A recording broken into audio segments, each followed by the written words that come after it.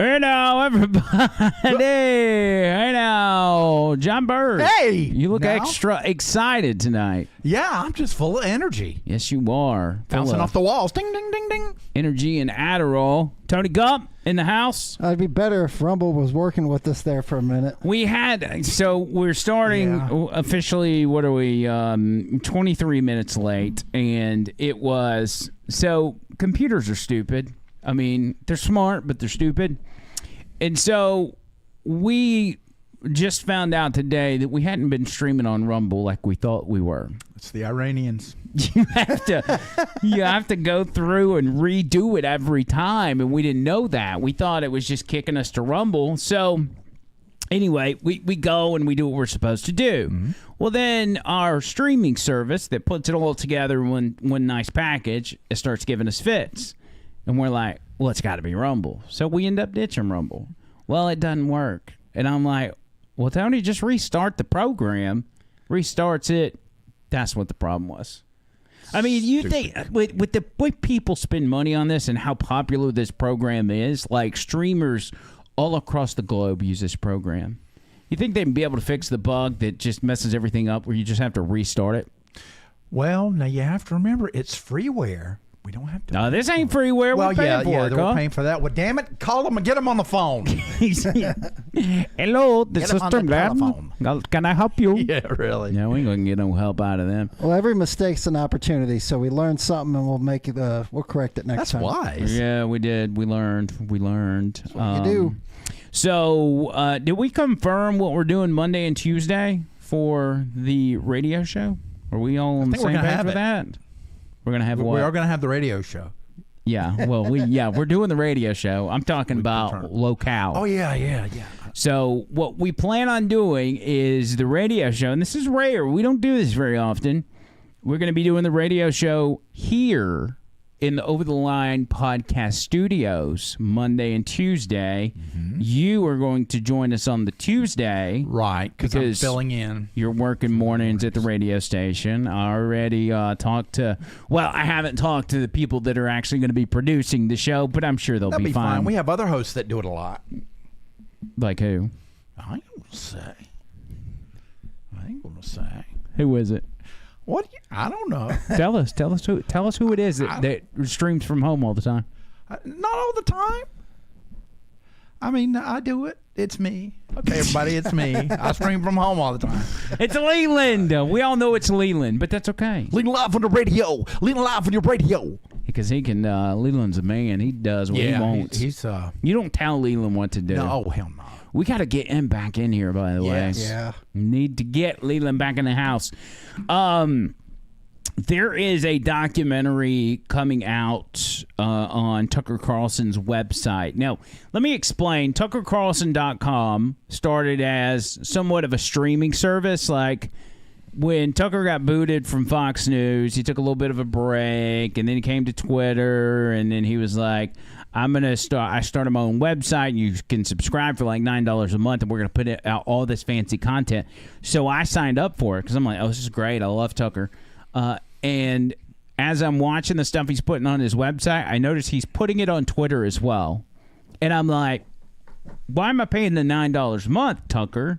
So I canceled it. Well, actually, I kept it for a while because I'm like, well, I mean, I'm supporting Tucker. I'm fine with that. Right. And then I think I canceled it when I was on. Sometimes you just get on a tear and you start canceling crap. You're like, I don't use this anymore. Yeah. And you just... But now he's got a new documentary coming out about Donald Trump that apparently is only going to be on the website. So I'm going to have to sign back up because this documentary looks like it's going to be bussin'. Okay, look at it like this. You're going to be renting the documentary for $9. Yeah. Just do it for a month. Nah, I'll stick with it. I want to support Tucker. Here's the documentary trailer that he's got on his website right now. Oh, this is going to be so good, I promise. So we're standing exactly in the path where the president will walk out to the crowd about an hour from now, and there's a malfunction with the flag. Be careful. The hood's rocking with Trump. Trump's definitely got the black vote back. Making America great again. Yeah. Donald Trump is the boss. And when you think you're in control, Donald Trump does something that says you're not in control. You think Biden could do this? I don't think so. What is the campaign specifically doing differently now? If there's one word to describe it, it's just execution.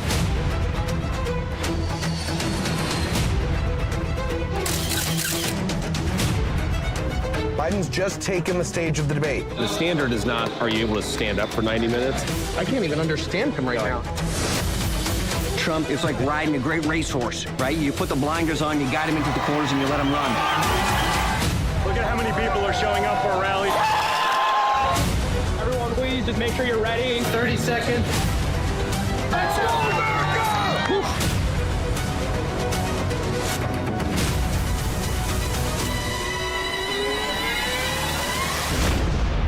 The president's been shot.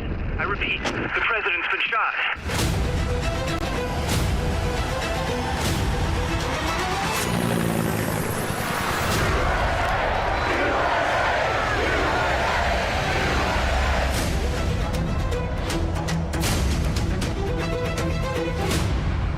Tell me that ain't going to be good. Tell me that ain't going to be good, baby. Art of the comeback, man. Art of the Surge. No, I thought it was something surge. Art of the comeback. Art of the Surge. Trump's coming back. That's what. Yeah. The documentary's coming back in full form. Art of the Surge. That's what it said. Art of the Surge. It's art. It's called Art of the Search. Yeah, but there's something. But maybe at the there's end. like a subtitle. Yeah, Sometimes subtitle. they have a second title, and so maybe That's what it was. Art of the Comeback. Everybody saw it. That's going to be good because it's going through the campaign, and I guess they just happen to be shooting this thing around the time that Donald Trump got shot, which is crazy. Yeah. Like, what are the chances? That's going to be kind of the first documentary-style thing that we've got when it comes to that. Sick. Right. It's going to be good. It's going to be good. Outside of that, we've got what we talked about today, which was where's Kamala? Where is Kamala? Do you know, John Bird, where Kamala is? Where in the world is VP Kamala Harris? She did a rally today with Joe Biden for the first time since she created or executed a coup against a sitting president, and it was cringe. We carried part of it on the show. It was hard to listen to, but she's not. It's not even like, where are you at? Why are you not showing up in public? It's like, why are you not sitting down answering questions?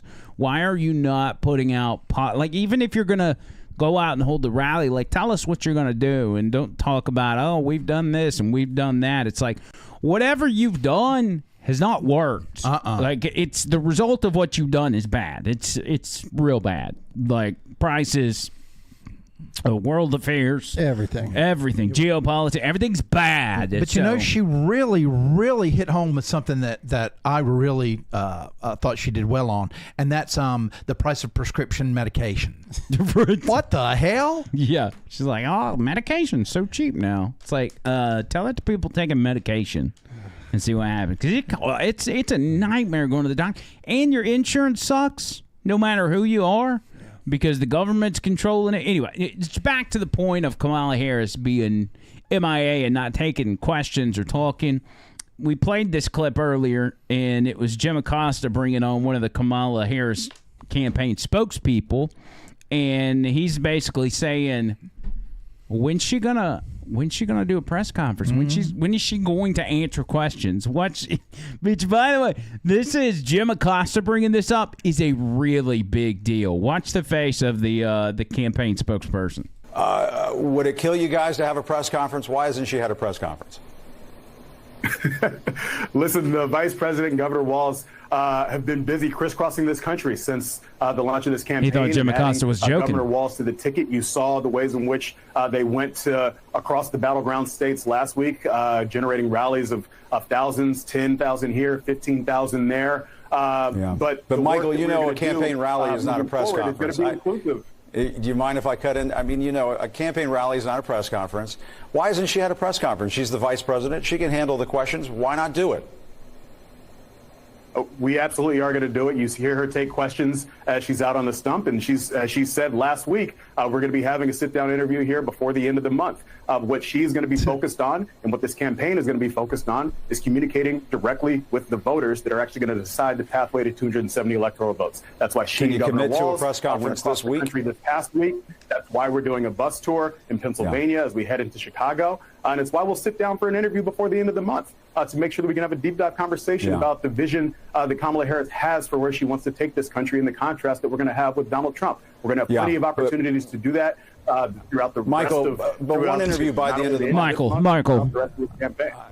I don't want to belabor this, but one interview before the end of the month. I mean, that's not a lot. I mean, can you commit to a press conference before the end of the month?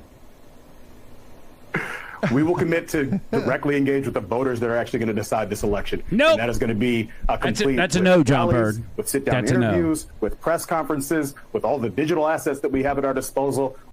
Yeah. Whatever. Digital asses. Yeah. Digital a-holes. That's what you are. So, yeah, they Direct get... with the voters, bypassing the media that set them up. Well, I'll tell you who was putting some heat on Kamala Harris, and that was Stephen A. Smith, what we played earlier today. And he just puts it out there. He's like, listen, you're the nominee, and you're not talking to the people. And if I had to guess, I would say Stephen A. Smith wants Kamala Harris to win. But also, he's not right. He's wrong on a lot of issues, but at the same time, I give him credit because he's trying his best to call it down the middle. Yes. And I think he does a good job of it. And, it comes down to people calling it down the middle. If you take a group of 10 people that are calling it down the middle, but they're all from different parts of the country and from different backgrounds, everybody's middle is going to be different. Right. So that's why I think he's calling it down the middle, even though I don't completely agree with him some of the time. But at the same time, he doesn't want the Donald Trump presidency. So it's almost coming from a place, wouldn't you guys agree, that he's trying to hold Kamala's feet to the fire so she doesn't blow it? Yes. So he gets on there and he essentially says the same thing. He's like, where you at? You're going to come out and speak. You're the nominee. You're the one that booted Joe Biden out. Talk to the people. But I will say, I mean, he's the same when he does sports and all that. I mean, he'll call somebody out. Yeah. I mean, say, you're my favorite player, but blah, blah, blah, blah, blah, blah. So I think it's, in my opinion, it's mainly not him being so fearful, but that's who Stephen A. Smith is. Yeah, I agree with that. This is him from, I think this was just a day or two ago. Listen. Yeah. Now, Joe Biden stepped aside as the presumptive Democratic nominee on July 21st. Okay? Now, I'm going to look at this right now. I'm looking at my calendar because I just want to make sure. July 21st was a Sunday. We've had 1 week, 2 weeks, 3 weeks, and 1 day since Joe Biden stepped aside. The only damn place we've seen Kamala Harris is at pep rallies. What's up? What's up? Somebody got to say something. And it can't just be the conservatives. Right is right. I'm talking to my sister here. Come on now. You running for the presidency of the United States of America. You got my vote. You running for the presidency of the United States of America. What you hiding for? And I mean hiding in plain sight. Somebody got to say it. Somebody got to say it. Now, you can't be running for the presidency of the United States. Not one single press conference, not one single one-on-one sit-down interview where somebody gets to question you about the questions that we ask. That's not fair. That's not fair. And if you're a conservative and you out there lambasting her for it, ridiculing her for it, trying to torment her for it or whatever, it is perfectly within your right to do so. All of you anti-conservatives out there, shut the hell up. That's a valid point. It ain't valid to bring up a blackness or an Indian heritage and to try to point to things of that nature. That's nonsense.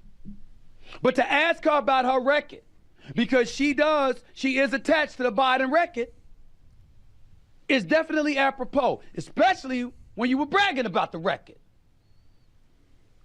We talked about Biden being a transformative president. Well, stand on it then. Transgender. Stand on it. Where you at? That's Stephen A. Smith. Yeah, I thought he was about to go transgender on that too. I was like, "Oh, you're talking about Big Mike, cuzzy. You're getting them confused." Yeah. Yeah. So here's the thing about Stephen A. Smith. He says that, he says to Kamala Harris essentially, "Hey, you got my vote." Mm-hmm.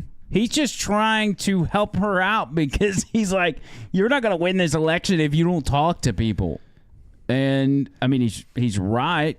But he's very colorful in the way he approaches things. He is. I like hosts that yell. I'm going to be honest.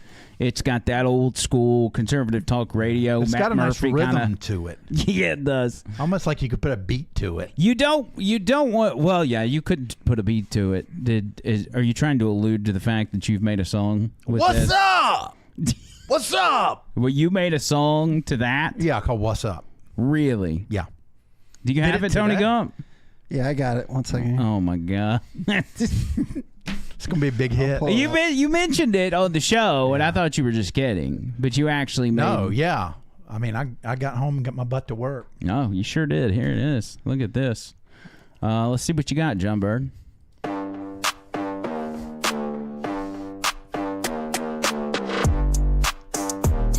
What's up? Yeah. What's up? Somebody gotta say something. The only damn place we've seen Kamala Harris is at that pep rally. What's up? What's up? I'm talking to my sister here. Come on now. You running for the presidency of the United States of America. What you hiding for? Where you at? Where you at? Not one single press conference. Stand on it. Where you at? I'm talking to my sister here. Come on now. What's up? That's pretty good. We could use that as a bumper song. Yeah. Bumper music. We actually could. And you titled that What's Up? What's Up? Nice. I don't know how you guys feel. My take on Stephen A. Smith is he's a very smooth talker. Mm-hmm. He reminds me of a lot of people that have worked for me, as he just seemed to get out of everything. He was never wrong about anything. Right. But I don't think his IQ level is quite up to some other people I know. I think he's just getting his paycheck, and the only way he can go is center. He can't go right, Yeah, I think with Stephen A. Smith, he is dabbling in a realm that he's not 100% comfortable with. Right. Because he's always been a sports guy. Like, it's easier for us to get on the radio and do entire shows talking about this stuff because we do it every day. And now Stephen A. Smith does do it every day, but he's been doing it for somewhat of a short period of time, so he's got you almost got to get some time under your belt. Yeah, get his feet wet. Get your feet wet in order to be able to smoothly. Because in this business, I have people ask me like, "How do you do it? How do you get on there and talk 3 hours a day?" A lot of it comes from just over time. You just get a bunch of ideas crammed in your head. And in the mornings when you're putting a show together, things will come to you and everything else. But you've got certain talking points, and I say talking points in the sense of, stuff you actually believe in, but different examples that apply to certain things, certain topics, certain stories. And you've always got them on standby, and you can fire them off. I think of an example. Today we're talking about Bernie Sanders being on Theo Vaughn's podcast, which was bizarre, by the way. Yeah. And it brought up the idea of the Democrats and how they pick their nominee. And they actually do that. They handpick their nominee. No matter how many Democrats vote in the primaries, none of that matters. They're picking their nominee. They don't admit that, but they do. And that's something that's always in the back of your mind that you always think, and you can apply that to different stories. Does that make sense? Mm-hmm. Or am I just rambling and that's what my show always sounds like? No, it's fine. Well, I'm rambling. No, you're not. Somebody that is quick-witted, somebody that is incredibly smart, someone that is good at this talk political game is... I'm talking about Vivek Ramaswamy. Yes, I love Vivek. He is very good at what he does, and he, I mean, I don't know how long he's been doing or talking or even researching politics. I don't think that long, because he hasn't, I mean, there for a while he wasn't even voting. Didn't it take him a while to even register to vote?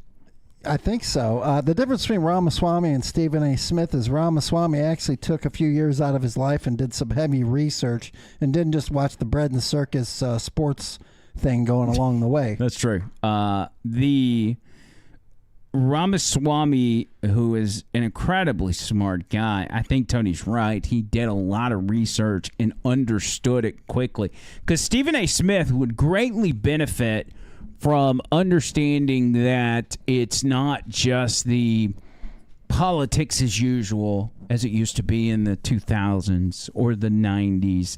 Like, we're in a world of the deep state's real, the elites are real, the globalists are real. It's never been anything like it in political talk radio. But I think Stephen A. Smith is like Republican versus Democrat, and we're past that. I mean, a lot of us are past that. Yeah, Stephen A. Smith's like 2 years out of research. Once you realize that Bush and Obama are in the same club, it changes your perspective on everything. And you got to get this idea of pop culture and what society tells you is cool. You got to get that out of your head. Like this idea of Obama's a cool guy, George Bush was a cool guy. Like these are ideas that are fed to you, and I'm talking about just general society.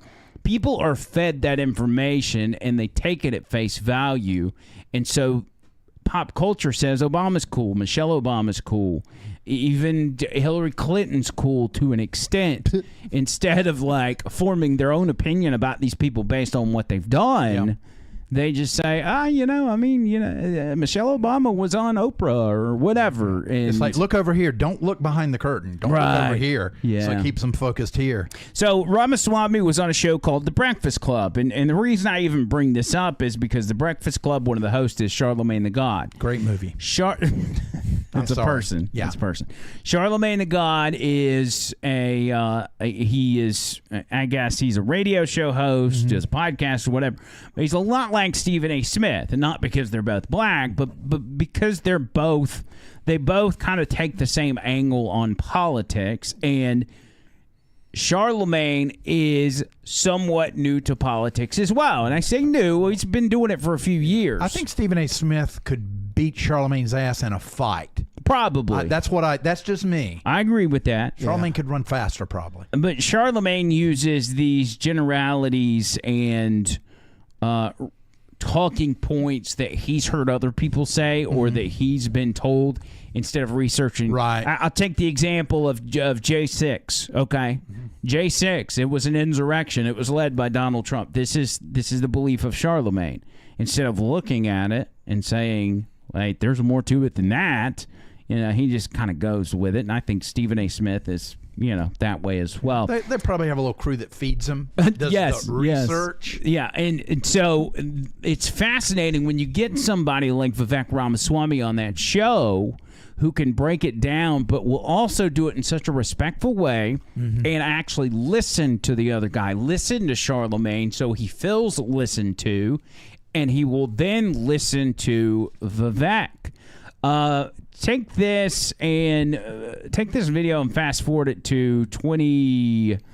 Hold on, I'll tell you exactly where to put it. 22:35, and let's start it right there. Yeah, that's good. And they're talking about Kamala Harris and how Kamala Harris is MIA, and she needs to talk to the American people about policy. Though, I think she owes the people of this country an answer. Where does she stand on nationalizing health care? Are you for it or are you against it? Where do you stand? This is a big one that people don't talk about. Affects small business owners, including black and white business owners across the country. She favors what's called a tax on unrealized capital gains. What that means is, That's bad. even if you have a business, you're a businessman too, right? So you're operating a business, but take somebody who's maybe in a tougher position than you are.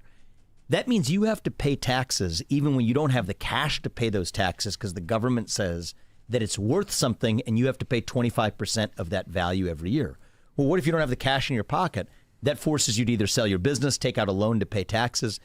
That's a formula for real economic calamity. Yep. She has consistently supported that.